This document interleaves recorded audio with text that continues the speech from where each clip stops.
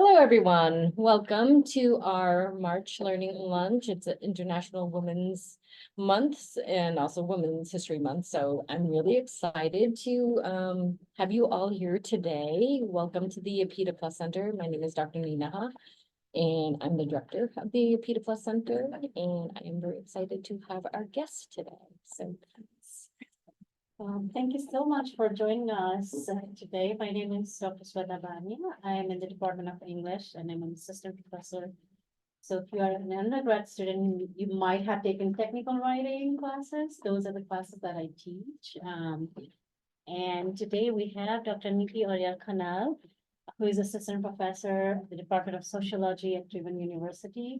Dr. Neeti and I have been working together for past maybe like 10, 12 years, like in an informal and a formal basis. We have organized, in 2020, we organized a panel on COVID and women.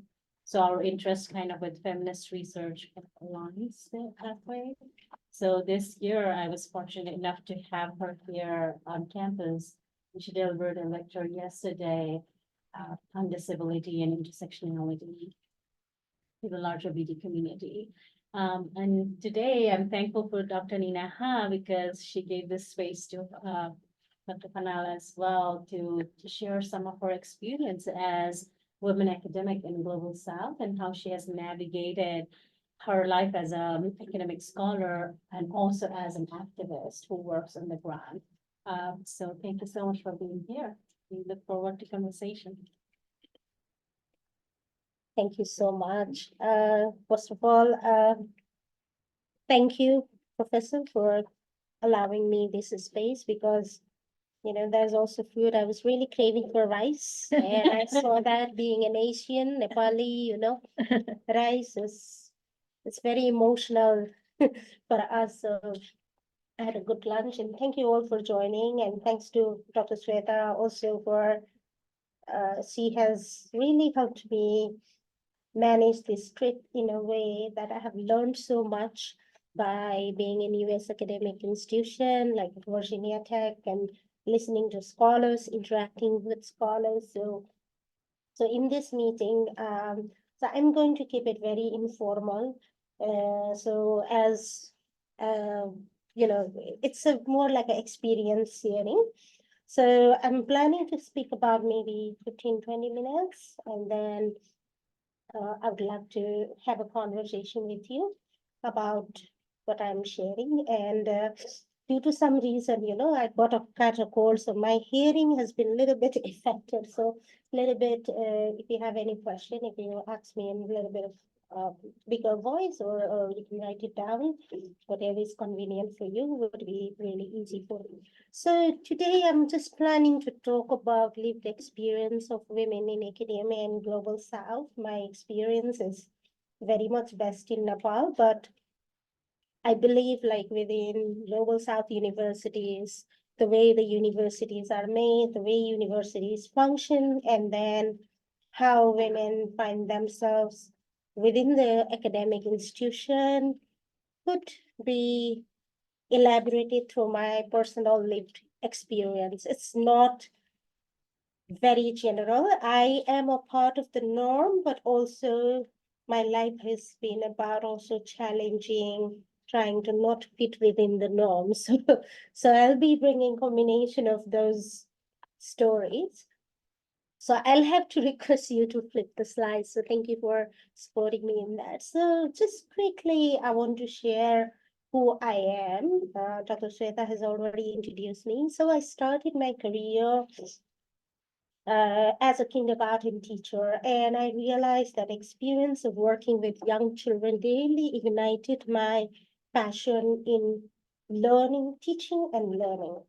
But then in Nepal at that time, it was late 1990s. It didn't have a lot of career prospects being just a kindergarten teacher. I mean, if that was really good career prospects, trust me, I would be back in kindergarten with young children teaching, because you can make so much difference by helping, enabling young people to learn. And I think that's where we need to really work at our education system, because somehow the way the education system functions, especially the schools and the university, they kill the curiosity and that thirst for knowledge that children naturally have, you know. So I started from there, and I was also trained in classical Indian music. My father, my father felt like, okay, if she couldn't really make it well in her studies, if she's not sharp enough, then she would just have a small teaching music class, saregama with a harmonium to the young children in her neighborhood. She can make her living that way. But it worked out well for me, I think, because I could use teaching in a way that I also use music, and just I was really thankful to my father, because just before coming to here in US, I was doing this work with an NGO and INGO. I was delivering a training to political leaders in local level, like mayors and deputy mayors, and the organizers were very stressed out because they were so busy that they wouldn't commit the time to come to the workshop. So somehow they managed to come to the workshop. Now the organizers' expectation to me is like, now that we have brought them there, you have to keep them there so that they don't go out of the room, you know. So then singing and dancing really helped. I would break into songs, or, you know, I would ask them to break into songs. So then, yeah, like yesterday, my talk was about my 2 decades of research experience with women with disabilities. So that experience of being a researcher in disability community started with my volunteer experience when I was in my late teens. Uh, I used to like record books for the blind people. So in those days, there were no smart mobile phones, or, you know, laptops were not very available. There were desktops, but didn't have softwares, like speaking softwares that they have. So I used to record books, and gradually I started getting acquainted with people with disability. I developed relationships, and gradually I started doing my range of different research, collaborating with them. So that part of researcher experience was very much shaped by my volunteer experience. So then, after doing my master's in sociology in Nepal, I pursued women's studies in Australia, supported by Australian government, and also I did my PhD from the same university, also supported by Australian government. And one of the reason, like I was very much wanting to do PhD in US, and I was thinking about that also, but I had children, and I had heard stories that, you know, the childcare is really tough. So the scholarship that I got from the Australian government, it had something called childcare benefit, in which I could claim a discount for the childcare fees for my children.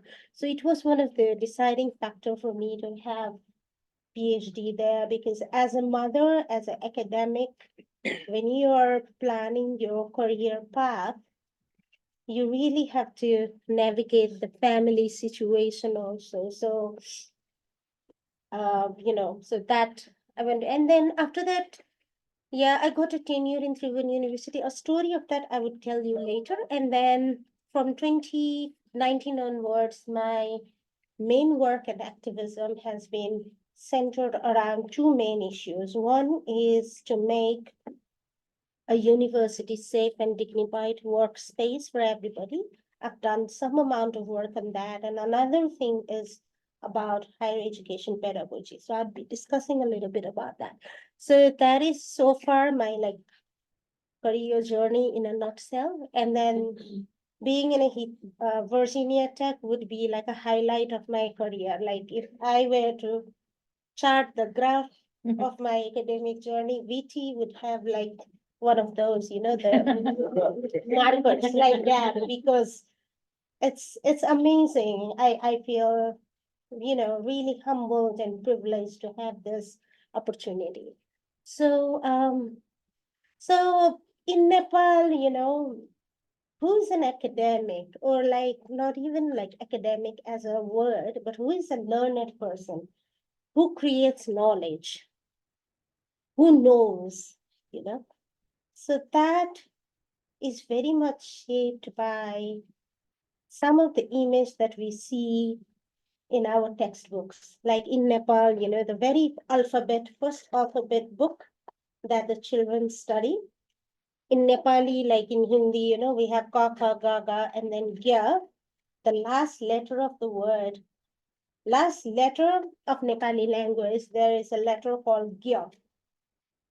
And with the gya is like gyani. Gyani means learned person, okay?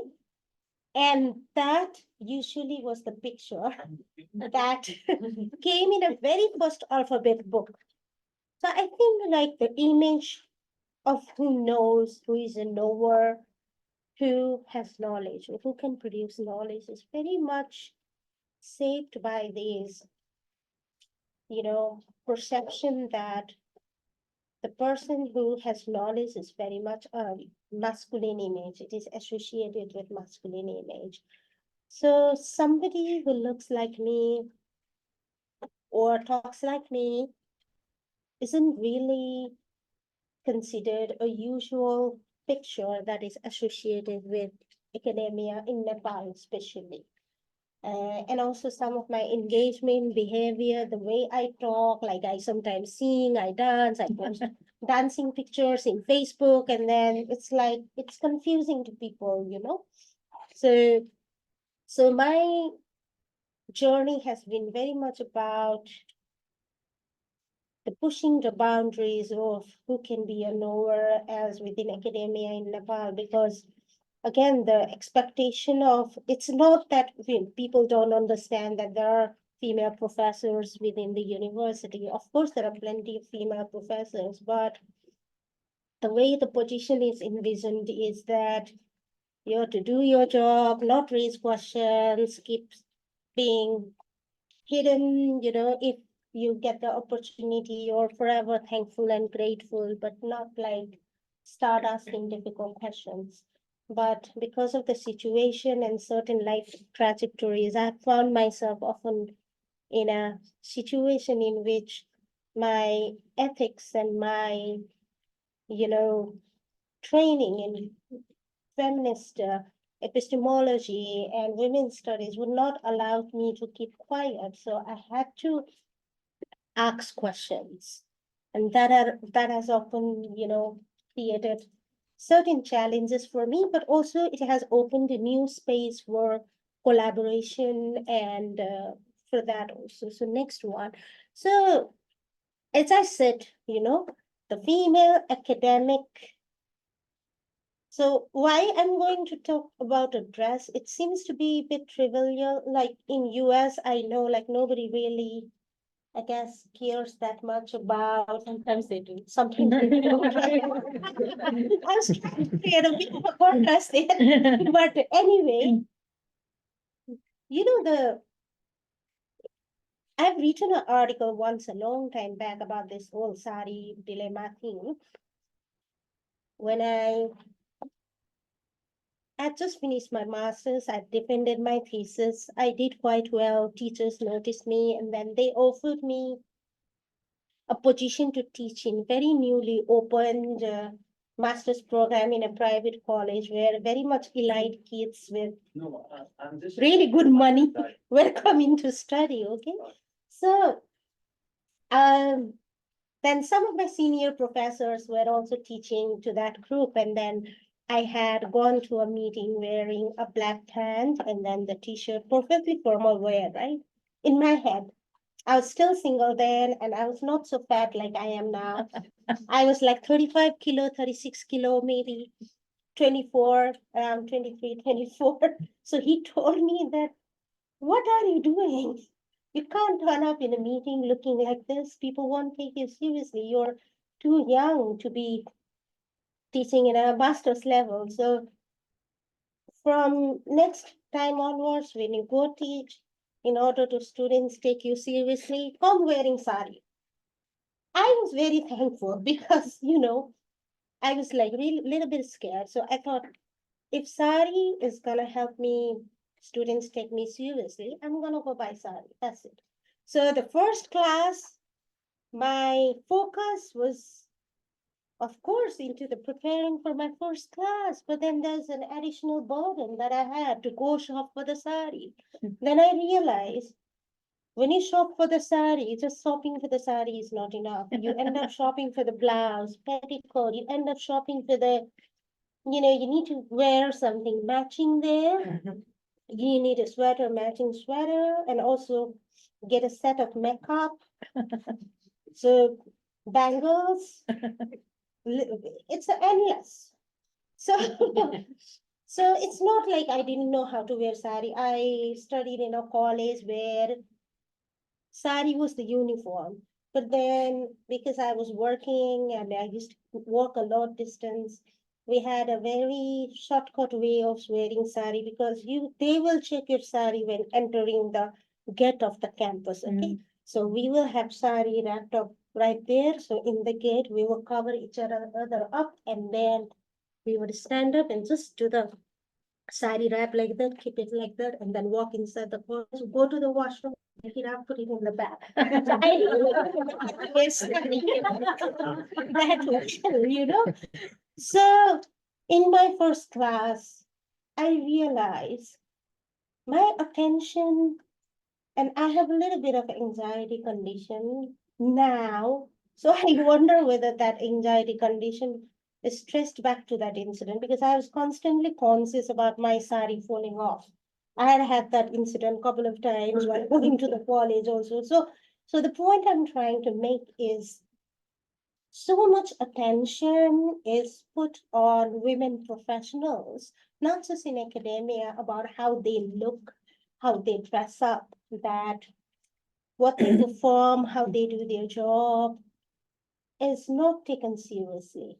And also, women professionals have to do an extra hard work at sometimes for making sure they appear in a certain way so that they're not disrespected, so that they're accepted. So it's the additional emotional burden and emotional work that you have to do within the professional community in order to be accepted.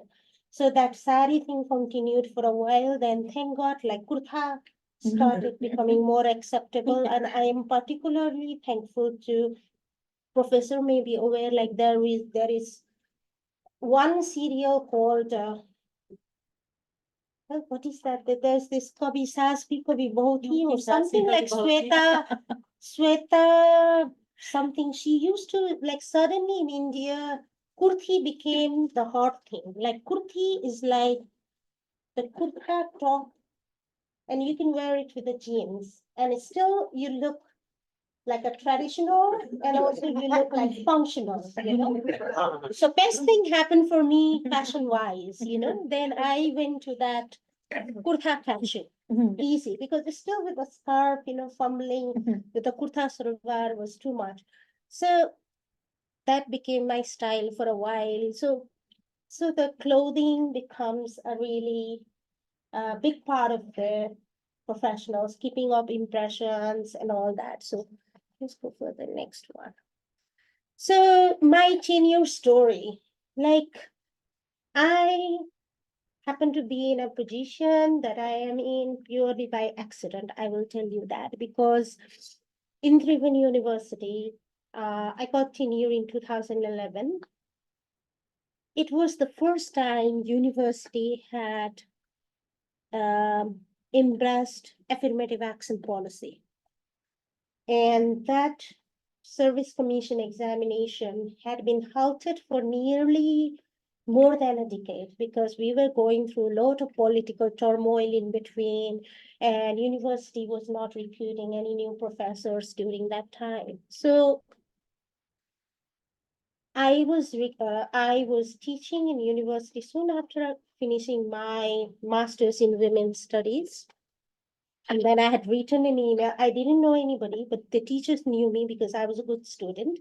I just wrote an email, and then the then department head just replied immediately saying, "Can you come tomorrow?" Then I went, then I met with him. Can you teach from tomorrow? I said, yes. So that is how I started as an adjunct, lecturer within a few months. And I was pregnant with my second child then, which I didn't tell anybody because I had calculated when my child is going to be born. And I'm super thankful to my sons because they both were born before I got tenure. That means I didn't have access to maternity leave. But they were conceived at a time it was convenient, and they were born finishing my course, that cohort I was teaching. Okay. And then 2, 3 months onwards, I teach another course, and then they were ready to be handed over to my husband, or mother, or whoever I could teach. It is amazing how that happened. It wasn't planned, but somehow, so I didn't tell them because my plan was like, I'm gonna give birth and then I'm gonna come back. I mean, they don't need to know. I had calculated that because if I told them, they wouldn't have hired me. I'm pretty much sure about that. So then the service commission opened. Since I was there within 2, 3 months in, commission opened. And I am competing with the teachers who taught me because they hadn't gotten their tenure. They were teaching with me. Okay. And they were competing with me. And then I got selected. And you know what? For the 13 position opened, uh, 13 were open, 2 were reserved for women. And me and I was feeling this form together with my husband. And then I told my husband that, I can be sometimes pretty overconfident and cocky at times. And I said, I'm not going to tick the reserve box for women. I'm just gonna find open and then get it. And then he's like, no, tick that. You have to tick it. And then because of him, I ticked that. And then, you know what? Only 2 women were selected in 2 reserved positions for women. Rest of it were men.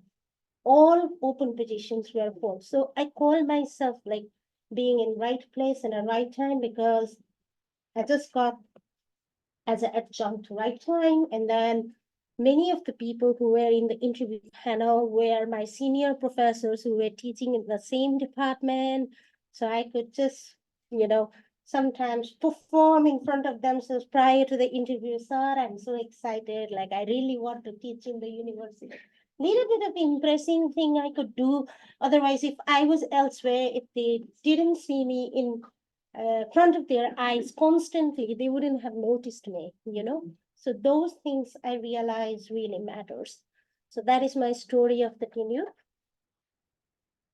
So now contextualizing academia in Nepal, in Nepal, universities have been a place of site of resistance, of the fact that I'm very proud of, like all kind of freedom movements, like elsewhere in the world, universities are the place where people get called politically conscious and they, come together and then they protest and they bring change. Okay. So, but the downside of it, what has happened in Nepal is, I think there's very less politics because politics in the truest sense about questioning the power is very important and we need to have that kind of politics in university. But sadly, what I see happening in Nepal is factional politics in factions based along the party lines, and within the party lines also there are various branches within the same party based on some demo figures, some influential political figures. So there's so much factional politics going on. So because of that, it really shapes, how who get the chance within the university. So even to get accepted as the adjunct lecturer, you need to have some connection at the higher up. So for somebody like me, now if I was starting my career and I want to enter into academia with the adjunct, it would be very hard for me because not so much based on the quality, but like based on the network. So, and in Nepal, like it's really tough, like the pay for the I don't know how it is in US. I think it's pretty good. But in Nepal, think like, so. yeah, Maybe on the business side. right. So in Nepal, it's one of the low paid jobs. Like the driver in the United Nations in Nepal might earn similar, like I make monthly. Very true, okay? It's very true. So this teaching is not enough. Like later I will talk about how I hustle and bustle and how I, do things. So there are some opportunities available if you have good network and if you do research, consulting and all that. And the main thing, the main challenge as a female academic I experience is lack of working space. It sounds really unusual, but in Nepal, universities are envisioned as just a place to go, teach, come back. So university doesn't see, for me as a professor who needs a place to sit down, write, have a meeting with students.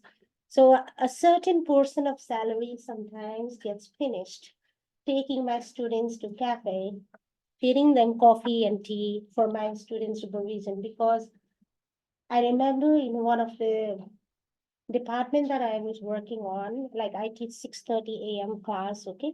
So yeah, 6:30 a.m. And then the admin staff of my university, especially there's the guy who serves the tea to the people. He was a bit snarky and then he wants to keep his time and all that, like doesn't want to stay long, right? So 9 a.m. he would put the padlock in the office. So then if I have students coming over after 9, then I have to take them to cafe. So lack of working space is a huge problem. And then and often I find myself within my university sort of an oddball of a person because I don't know how to do a small talk, or I don't know how to do like a political talk, like, oh, like this is happening in the news, like that kind of deep political analysis is going on in the open meeting spaces and couches. I always find myself what to say because I don't know that kind of conversation. So next one. So that's why I hustle a bit.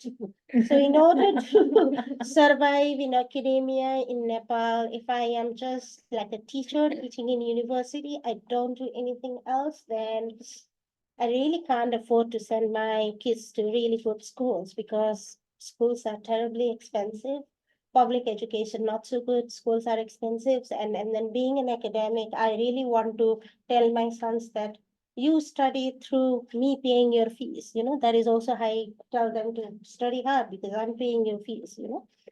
I'm not putting pressure on them though, but just saying, it's like I want to be accountable for their education. So I do, my hustle is doing trainings and workshops along with the, development organizations. And I constantly share about my work. So sometimes Nepali people, when they see my Facebook, they're like, oh, she's overly promoting, exaggerating, and all that. But because some of the academics in Nepal, I see they keep very silent, keep very demure in their Facebook and Twitter, and then maybe work comes to them automatically. I don't know. But for me, the Facebook post about work have generated more work.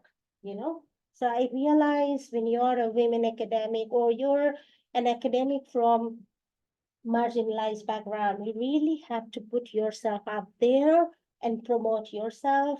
Like I call my Facebook my PR machine. I'm my own PR machine because there's nobody else out there, like except for Sweta, who helped me really promote me. But really, you have to promote yourself. You have to put yourself out there, and there's no shame associated with that. We shouldn't be feeling ashamed about it because sometimes people tell me that maybe I'm doing too much, but I tell them that I don't understate something and I don't overstate something.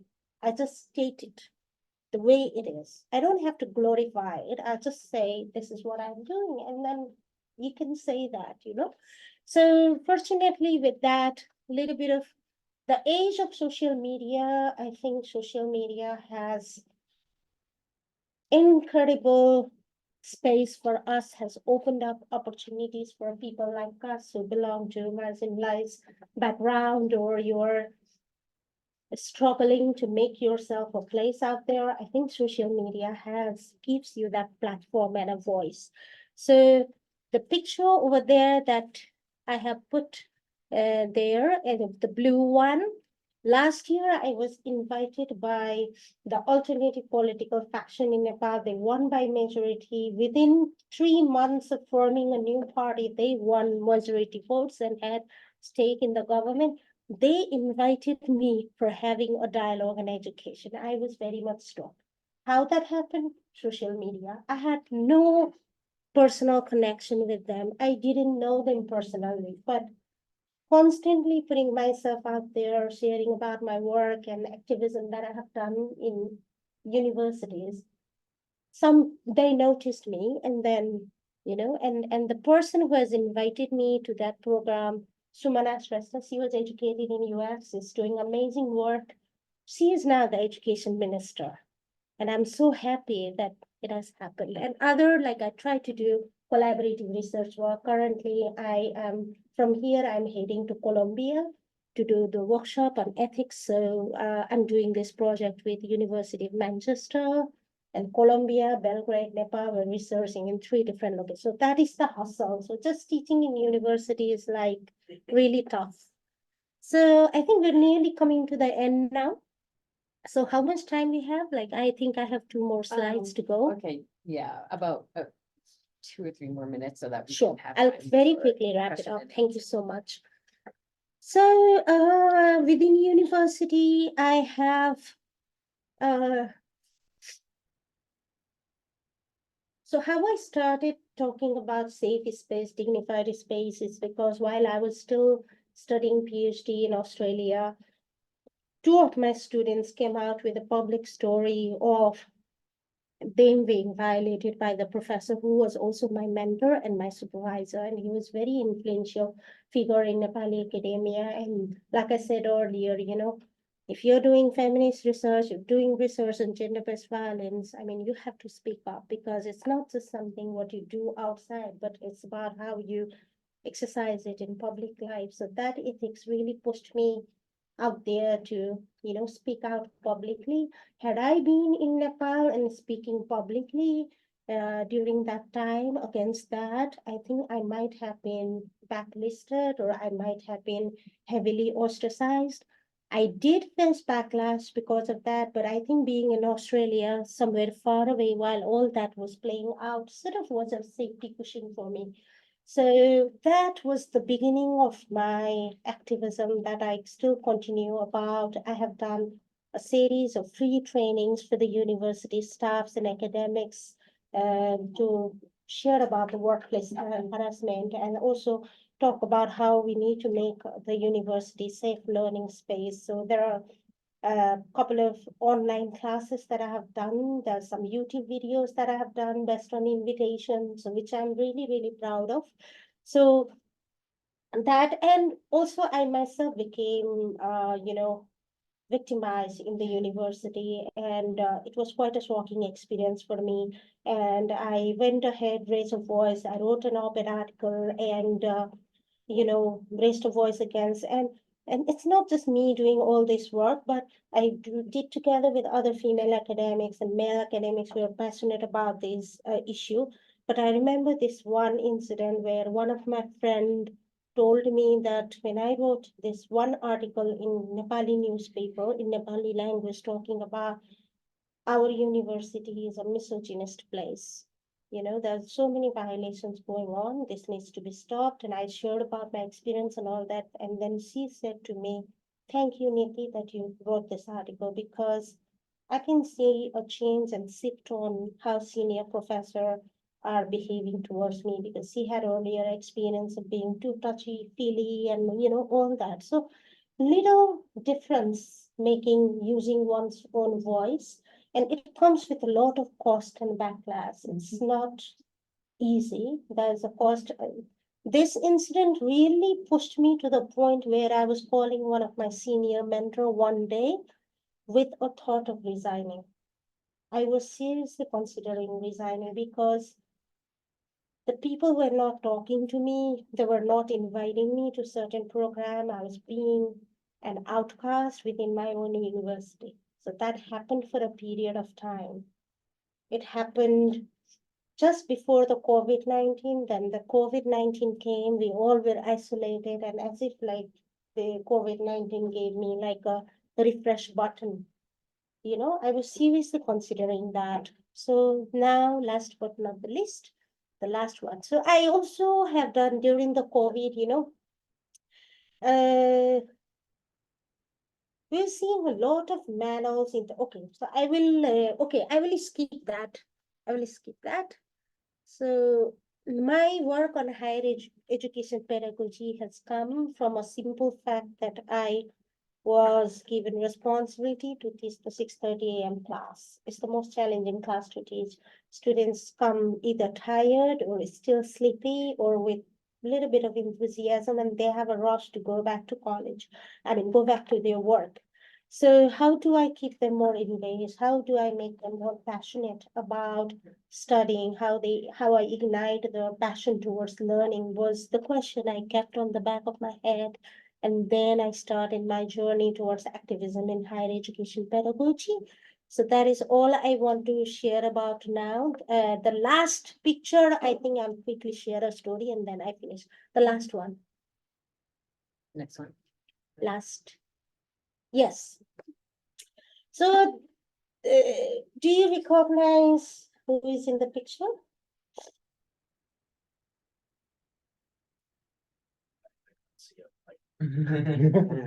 This is somebody else? This is you. This is you. No? Isn't it you? Yes, that's Yeah. me. Okay. So there's a bit of a story I want to share about how I navigate my position as a female academic. You're constantly battling the deadlines, but then you also have a social responsibility. So this particular day, I had a huge deadline to navigate, but then there was a huge wedding going on in the neighborhood. Boys' wedding. So in the boys' wedding, what happens is that the mothers and the sisters, while the boy goes to get the, bride, mothers and daughters, sisters, they dance, dressing up and all that. And usually in that kind of atmosphere, they usually dress up as a main character. And then often that kind of celebration is the time where, because all men are outside, women really open up and start making sexual jokes and other things and, really fun things. And then I'm invited to this table. I have to wear sari. Sari means makeup. Sari means this, that. And I realize, okay, so the quickest way to save the time and be back to my desk would be borrow the coat of my father, borrowed the topi of my father, and I had a little bit of like a black mascara, and then I smudged it in here, and I went there. They went totally gaga, like still now when they see me that you are like so amazing. So shortest community time I served ever, half an hour, danced with all the women and then do a lot of hugging thing, and all that, dance around and all that. And then I was bye-bye, back to my desk doing the deadline. So why I shared about this is also, the navigating career, family, social obligations as an academic can be a complex, but also it's a fun thing to do. So thank you very much. Thank you. So this is the time where the audience can ask questions now. Yes. So I came a bit late, but from what I've heard, I really admire your resolve. Can you speak a little bit loudly? Yeah, Earlier I had requested because of my hearing. Yeah. Of course. So I came in a bit late, but I really admire your resolve. And I kind of wish to ask a little bit more about what keeps you going when you're facing a lot of adversity, because you talked a lot about not being invited to a lot of these events and how you're somewhat being ostracized by your own university. I would love to hear more about that. Yeah, thank you so much. I think first is very much about my deep passion to teaching and learning. There are so many times when you feel as an educator, what am I doing here? You know, it's not like really, it's not working. Some days, some classes leaves me very much drained, you know, like, and some encounters, some experiences, you know.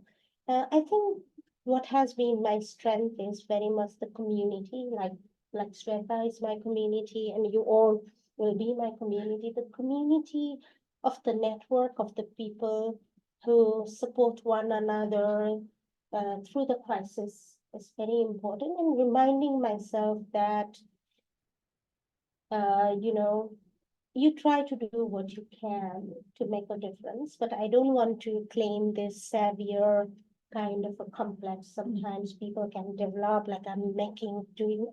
I think I'm learning so much from what I am doing.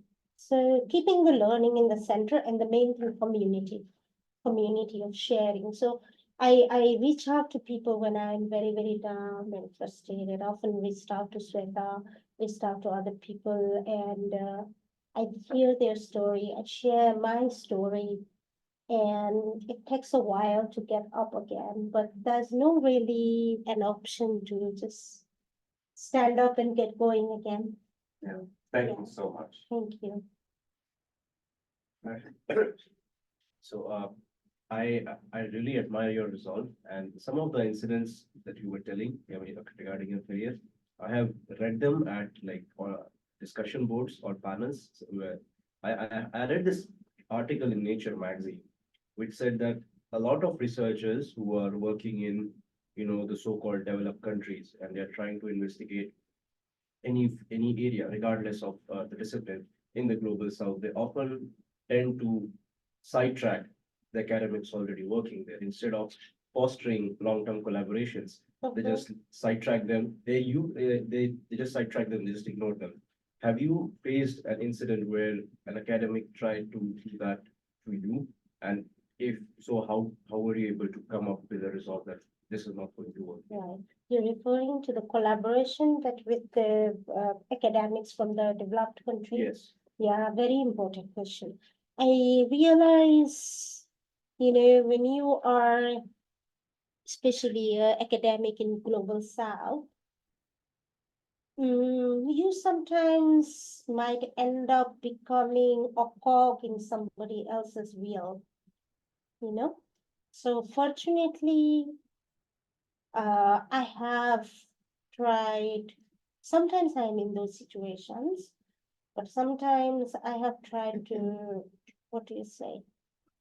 Only be in those things where it's in for me. Like for this collaborative research that I recently am working on, sharing in a very confident space, and they're very wonderful people. But when we were writing a grant, you know, I negotiated with the group that earlier it was the grant was turning out to be where only our Western academic friends benefit from traveling to 3 different locations, getting an exposure, getting a network, while the local researchers stay in their own country doing a research and then fitting into the main findings, right? Then we negotiated among ourselves that it should be a shared opportunity for everybody.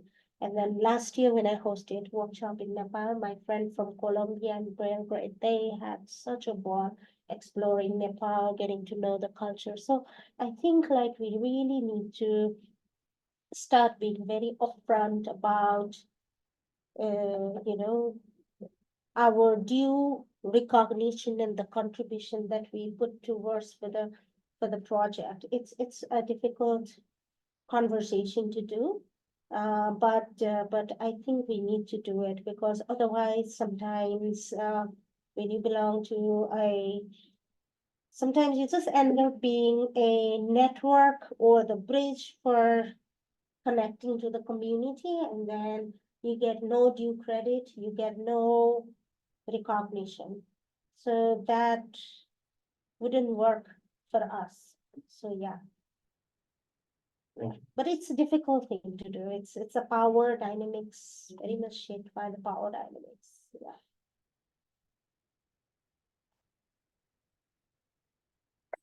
Right, you mentioned earlier about how like social media has been like a big thing for you, marketing yourself, but I was wondering too, how it's helped, like being such an outspoken feminist scholar, what it's done for feminist scholarship in Nepal. Like, have you helped, has it helped like you connect with other women scholars or like kind of like trailblaze for them?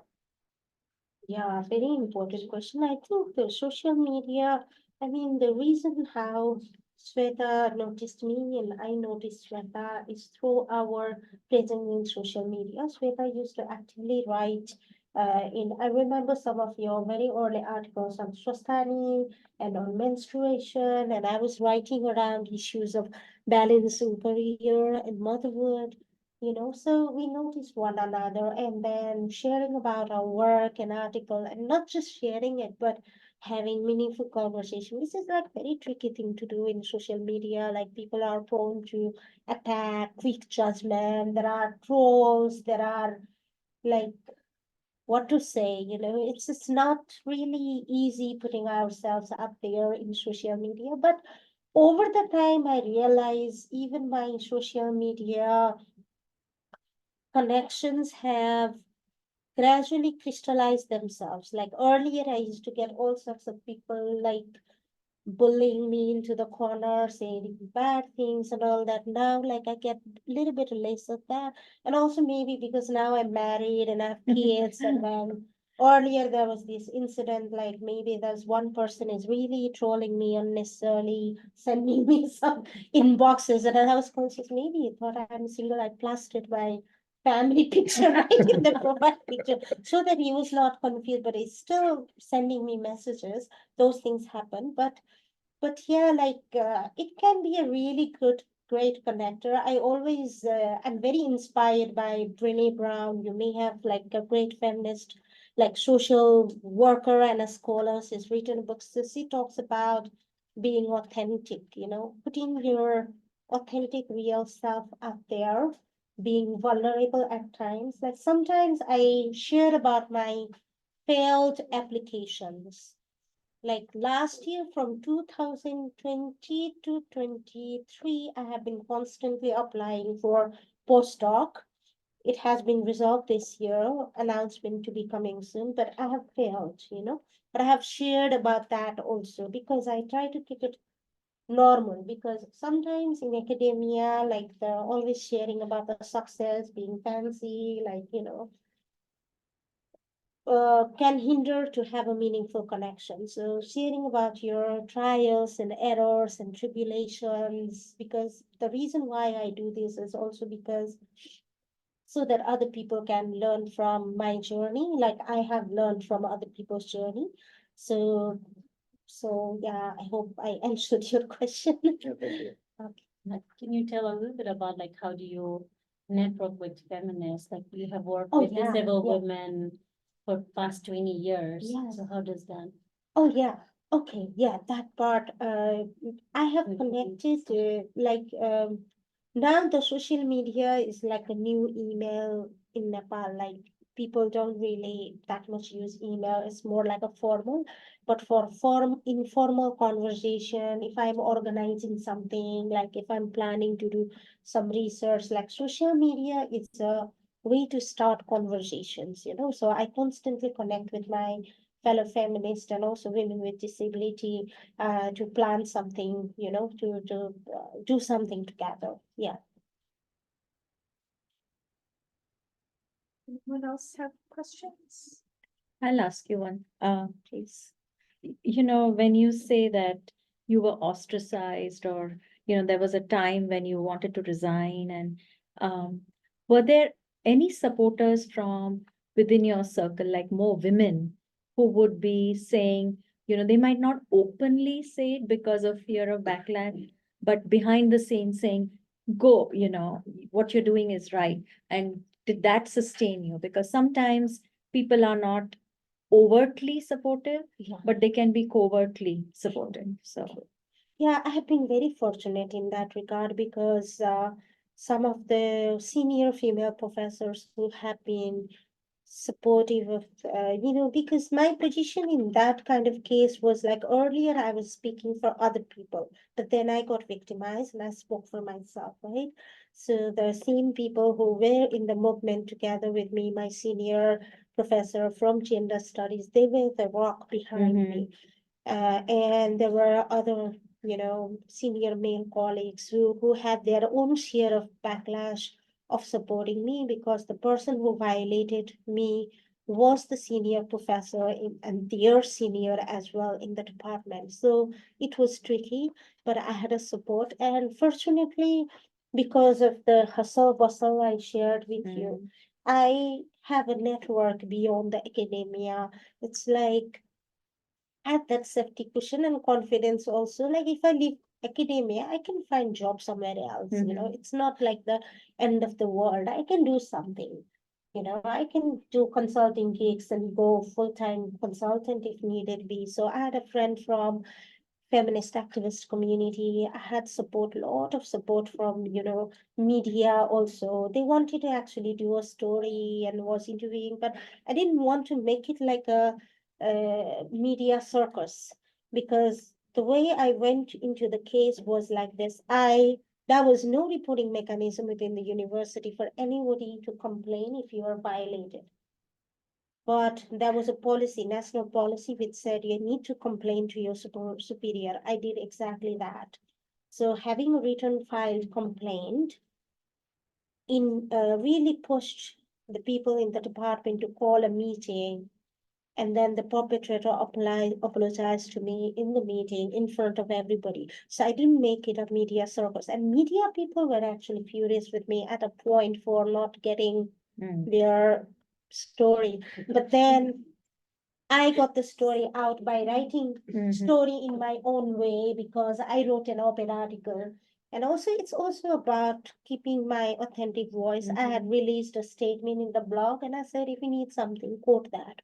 But I'm not going around giving interviews and, I have better things to do. I can't forever make this a part of my life. I want to move on. It's done, finished. Article is coming. That's it. They didn't like it very much. So, thank you. Thank you, yeah. Do you want to say something? Asha? It's a wonderful peer story.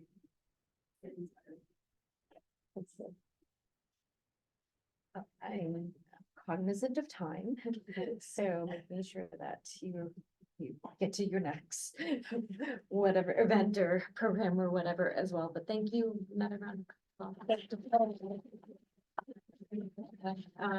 Thank you for coming. Also know that we have a learning lunch with actually Dr. Swatabanya at the end of the month. So I'm excited about that too. And as usual, we have a lot of events and programs. Next week, we have nail salon, so come and get your nails done. if you want to. That'll be in the BCC. And then also in April is a PETA Heritage Month. And our theme for April is actually called Building a PETA Leaders. So we're very excited about what that sort of looks like as well. But thank you again. Really appreciate it. And for those of you who came late, help yourselves to more food or whatever. And thank you very much. You want something? Photo, Nice. Thank you. Yeah. You've done this before. Yeah, maybe you three can sit and out. Yes, I would love to have a photo. Oh, sure. Someone